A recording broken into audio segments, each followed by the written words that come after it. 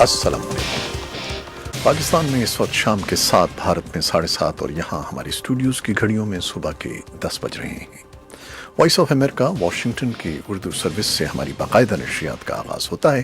پہلے گھنٹے کے لیے میں ہوں آپ کا میزبان خالد حمید۔ جیسا کہ آپ دیکھ رہے ہیں فیس بک لائیو پر ہم آپ کے سامنے ہیں، اور ویب سائٹ اور ریڈیو پر ہمارا یہ 1 گھنٹے کا نیوز شو جاری رہے گا۔ تو آغاز کرتے ہیں پہلے آج کی اہم خبروں کی سرخیوں سے۔ امریکہ کے افغان مفاہمت کے لیے خصوصی نمائندے زلمے خلیلزاد اور طالبان کے سیاسی مذاکرات کار ہمسایہ ملک پاکستان پہنچ گئے ہیں، جو واشنگٹن اور باغی گروپ کے درمیان امن بات چیت کی نئی کوششوں کا حصہ ہے۔ افغانستان کے صدر دفتر نے سفیر زلمے خلیلزاد اور طالبان کے اسلام آباد کے دورے کا حوالہ دیے بغیر کہا ہے کہ اگر افغان حکومت کی تائید حاصل نہ ہوئی تو کوئی بھی افغان امن عمل قائم نہیں ہو سکتا۔ اور ادھر افغانستان کے کپیزہ صوبے کے نجراب ضلع میں ایک بم دھماکے میں ایک ہی خاندان کے 6 افراد ہلاک ہو گئے ہیں۔ پشاور ہائی کورٹ نے جبری گمشدگی کے ایک مقدمے میں ISI کے سربراہ سمیت 2 محکموں کے اعلیٰ حکام کو طلب کر لیا ہے۔ پنجاب پولیس نے چونیا میں قتل، بچوں کے ساتھ جنسی زیادتی اور قتل کیس میں ملوث مبینہ ملزم کو گرفتار کر لیا ہے۔ خیبر پختونخوا میں قائم سرکاری ہسپتالوں اور محکمہ صحت کے اداروں سے وابستہ ڈاکٹروں اور دیگر ملازمین کی حکومت کے نئے نظام لانے کے خلاف ہڑتال کا سلسلہ جاری ہے۔ جموں کشمیر انتظامیہ نے تقریباً 2 ماہ بعد جموں کے تمام سیاستدانوں کو رہا کر کے ان پر عائد پابندیاں ختم کر دی ہیں۔ بھارتی کشمیر میں مواصلات پر بندش اور کرفیو جیسی صورتحال پر امریکی کانگریس کی بعض خواتین نے ٹویٹر پر پیغاموں میں تشویش کا اظہار کیا ہے۔ پاکستان کے زیر انتظام کشمیر کے صدر مسعود خان نے کہا ہے کہ بھارت کے زیر انتظام کشمیر میں انسانی حقوق کی صورتحال پوری دنیا کے ذرائع ابلاغ، حقوق کی تنظیموں اور بین الاقوامی برادری کی توجہ اپنی جانب مبذول کروا رہی ہے۔ امریکہ کے ساتھ جوہری مذاکرات بحال کرنے سے چند روز قبل شمالی کوریا نے ایک اور میزائل کا تجربہ کیا ہے، اور عراقی حکومت نے کہا ہے کہ منگل کے روز مظاہرین اور سیکیورٹی فورسز کے درمیان ہونے والی جھڑپوں میں کم از کم 1 شخص ہلاک جبکہ 200 زخمی ہو گئے ہیں، اور صدر ڈونلڈ ٹرمپ نے مواخذے کی تحقیقات کو اپنے خلاف بغاوت قرار دیا ہے۔ یہ تھیں 6 سرخیاں، تفصیل کچھ دیر کے بعد۔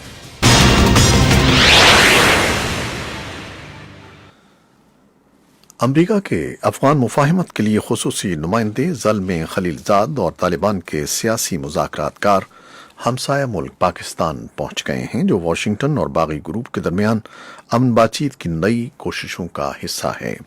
طالبان کا وفد بدھ کی صبح پاکستان پہنچا، جبکہ خلیلزاد کی ٹیم چند گھنٹے پہلے اسلام آباد پہنچی تھی۔ دونوں ٹیمیں کئی روز تک پاکستان میں قیام کریں گی، جبکہ دونوں وفود اس بات پر اصرار کر رہے ہیں کہ وہ میزبان حکومت کے عہدیداروں سے ملاقات کے لیے آئے ہیں۔ طالبان کے ترجمان سہیل شاہین نے وائس آف امریکہ کو بتایا کہ اس امکان کو رد نہیں کیا جا سکتا کہ ان کے 11 رکنی وفد کی امریکی وفد سے براہ راست بات چیت ہو جائے۔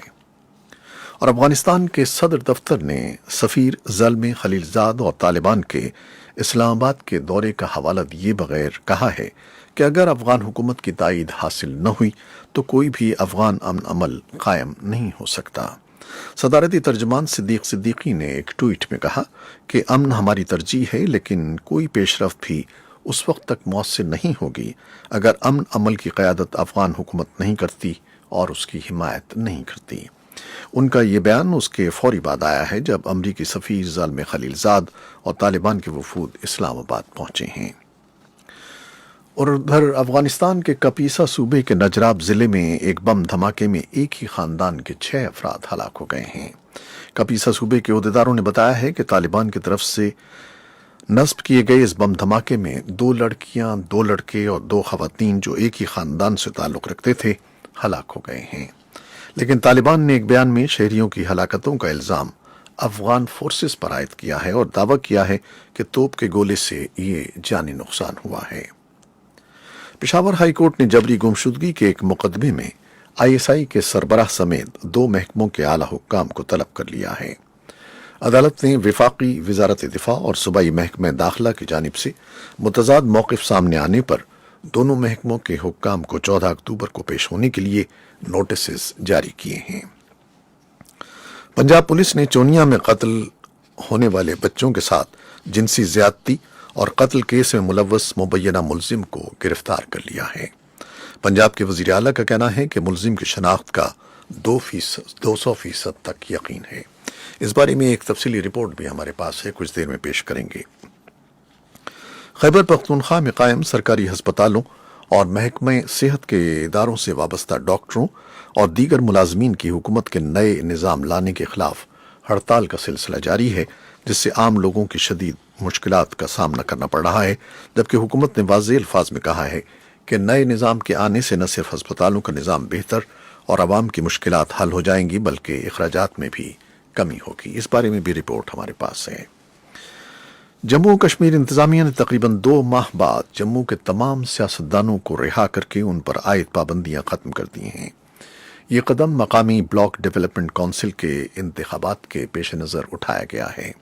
جموں کے سیاستدانوں کو انتخابی عمل میں شرکت کرنے کی اجازت دی گئی ہے، لیکن وادی کے سیاستدان اب بھی یا تو گرفتار ہیں یا گھروں میں نظر بند ہیں۔ نئی دہلی سے یہ رپورٹ سہیل انجم نے ہمیں بھیجی ہے۔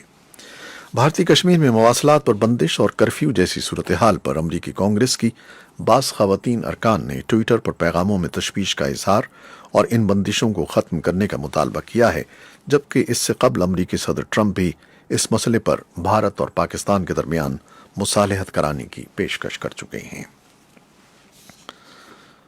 پاکستان کے زیر انتظام کشمیر کے صدر مسعود خان نے کہا ہے کہ بھارت کے زیر انتظام کشمیر میں انسانی حقوق کی صورتحال پوری دنیا کے ذرائع ابلاغ، حقوق کی تنظیموں اور بین الاقوامی برادری کی توجہ اپنی جانب مبذول کرا رہی ہے۔ مسعود خان نے واشنگٹن کے پاکستانی سفارتخانے میں امریکی میڈیا نمائندوں سے باتیں کرتے ہوئے کہا کہ جموں و کشمیر میں 7 ہفتے سے محاصرہ جاری ہے، شہریوں کی آزادی سلب ہو چکی ہے اور ان کا بیرونی دنیا سے کوئی رابطہ نہیں ہے۔ امریکہ کے ساتھ جوہری مذاکرات بحال کرنے سے چند روز قبل شمالی کوریا نے ایک اور میزائل تجربہ کیا ہے۔ ہماری نامہ نگار بل گیلو نے سول سے خبر دی ہے کہ شمالی کوریا نے میزائل کا ایک اور تجربہ کیا ہے۔ یہ میزائل آبدوز کشتی سے داغا جاتا ہے۔ شمالی کوریا نے اس موقع کا انتخاب کیوں کیا، اس بارے میں سابق امریکی سفارتکار منتیرو اوبا کا کہنا تھا۔ 我が国の排他的経済水域内に落下したものとみられるこのミサイルの発射は وہ کہہ رہے ہیں کہ شمالی کوریا کا یہ پرانا وتیرہ ہے کہ وہ ڈرانے اور ترغیب دینے کا حربہ بیک وقت استعمال کرتا ہے۔ وہ کشیدگی بڑھا کر ساتھ ہی دوستی کا ہاتھ بڑھاتا ہے۔ اس بار بھی اس نے ایسا ہی کیا ہے۔ جاپان کے وزیر دفاع تارو کونو کا کہنا تھا۔ The North Koreans have a long history of juggling carrots and sticks.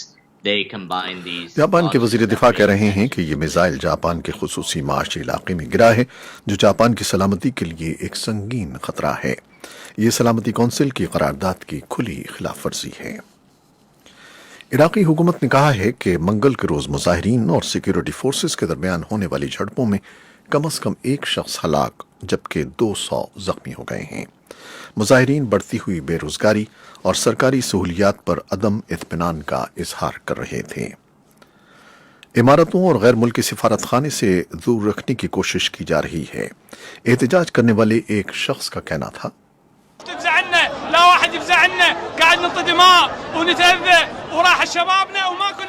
وہ کہہ رہے ہیں کہ ہماری کوئی مدد نہیں کر رہا، کوئی ہماری حمایت نہیں کر رہا، ہم خون دے رہے ہیں، ہمیں مارا جا رہا ہے، ہمارے نوجوان گزر گئے ہیں لیکن کوئی نتیجہ نہیں نکلا ہے۔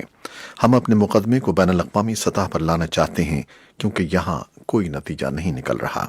ہم غریب ہیں، ہمارے پاس کچھ نہیں سوائے اپنی آواز بلند کرنے کے، اور ان کے پاس اسلحہ ہے، دولت ہے۔ حکومت نے تشدد کی ذمہ دار فسادات کو بھڑکانے والے گروہوں پر عائد کی ہے کہ کہا ہے کہ سیکیورٹی فورسز پرامن احتجاج کرنے والوں کو تحفظ فراہم کر رہی ہیں۔ امریکہ کے صدر ڈونلڈ ٹرمپ نے مواخذے کی تحقیقات کو اپنے خلاف بغاوت قرار دیا ہے، جبکہ ایوان نمائندگان کی کئی کمیٹیوں کے سربراہوں نے وزیر خارجہ مائک پومپیو پر الزام لگایا ہے کہ وہ عینی شاہدوں کے انٹرویوز اور دستاویزات کے حصول میں رکاوٹیں ڈال رہے ہیں۔ ٹرمپ نے ایک ٹویٹر پیغام میں کہا کہ وہ اس نتیجے پر پہنچے ہیں کہ یہ بغاوت ہے جو عوام کی طاقت، ان کا ووٹ اور آزادی کو چھیننا چاہتی ہے۔ ایوان میں اکثریتی ڈیموکریٹس مواخذے کی تحقیقات میں یہ جاننے کی کوشش کر رہے ہیں کہ کیا وہ اپنے آئینی اختیارات کے تحت ٹرمپ کے خلاف الزامات عائد کر سکتے ہیں۔